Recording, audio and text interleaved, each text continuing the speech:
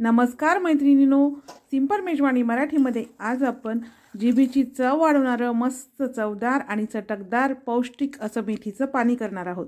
हे मेथीचं पाणी तुम्ही वजन कमी करण्यासाठी सुद्धा वापरू शकता। जोपर्यंत मेथीचं सीझन आहे तोपर्यंत हे मेथीचं पाणी तुम्ही रोज करून पिऊ शकता। चला तर मग रेसिपीला सुरुवात करूया। मेथीचं पाणी किंवा मेथीचं सूप करण्यासाठी आपण इथे मेथीच्या देठ घेतली आहेत। मेथीची गड्डी निवडून घेतल्यानंतर मेथीची जी देठ असतात त्याच्या मुळ्या मी काढून टाकल्या आणि ही मेथीची देठ स्वच्छ धुवून घेतली। याने काय होईल, आपली मेथीची देठ सुद्धा वाया जाणार नाहीत आणि यापासून सुद्धा पौष्टिक असं सूप तयार होईल। तर इथे कढईमध्ये मी 2 ग्लास पाणी गरम करून घेतलं। स्वच्छ धुवून घेतलेली जी मेथीची देठ आहेत ती या पाण्यामध्ये टाकायची आणि मीडियम गॅसवर साधारण 4 ते 5 मिनिटे मेथीची देठ उकळून घ्यायची, म्हणजे छान मऊसर होईपर्यंत उकळून घेऊया।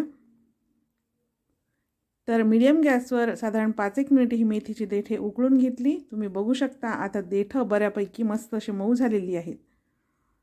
तर आता गॅस बंद करायचा आणि ही जी देठ आहेत ही पूर्णपणे थंड करून घ्यायची।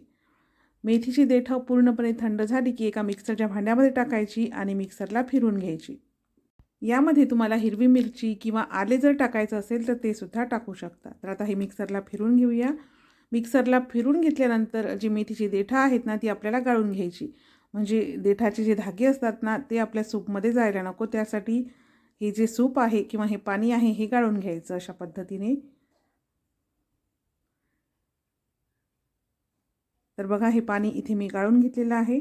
आता एका कढईमध्ये पाव चमचा साजूक तूप घालायचं। तुम्ही तूप, तेल, बटर काहीही घालू शकता किंवा जर तुम्हाला काहीच नसेल घालायचं तरी नाही घातलं तरी हरकत नाही।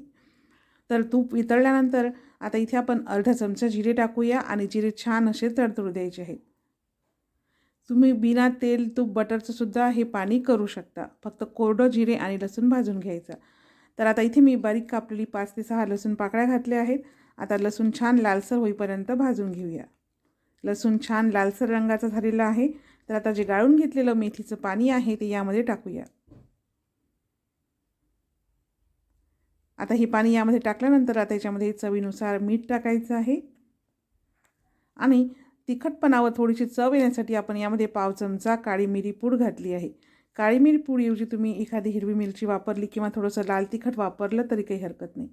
आता सगळं व्यवस्थित मिक्स करून घ्यायचं आणि या पाण्याला मस्त दणदणीत अशी उकळी काढायची। तर बघा मेथीच्या पाण्याला मस्त दणदणीत अशी उकळी काढून घेतली आहे आणि आता इथे तयार आहे आपलं मस्त जिभेची चव वाढवणारं चवदार आणि चटकदार मेथीचं पाणी। आता सगळ्यात शेवटी आपण यामध्ये अर्धा लिंबाचा रस घालणार आहोत आणि मिक्स करून घ्यायचं आणि आता हे गरमागरम मेथीचं पाणी आपण सर्व करून घेऊया। हे मेथीचं पाणी तुम्ही जेवताना मधात पिण्यासाठी सुद्धा करू शकता किंवा रात्री जर तुम्ही जेवण करत नसाल तर रात्री पिण्यासाठी सुद्धा तुम्ही मेथीचं पाणी करू शकता। मेथीमध्ये भरपूर प्रमाणात आयर्न, कॅल्शियम आणि व्हिटॅमिन्स असतात। मेथीमध्ये असलेले अँटीऑक्सिडंट्स रोगप्रतिकारक शक्ती वाढवतात आणि या मेथीच्या पाण्यामुळे आपली पचनशक्ती सुधारते आणि पोटाच्या समस्या सुद्धा कमी होतात।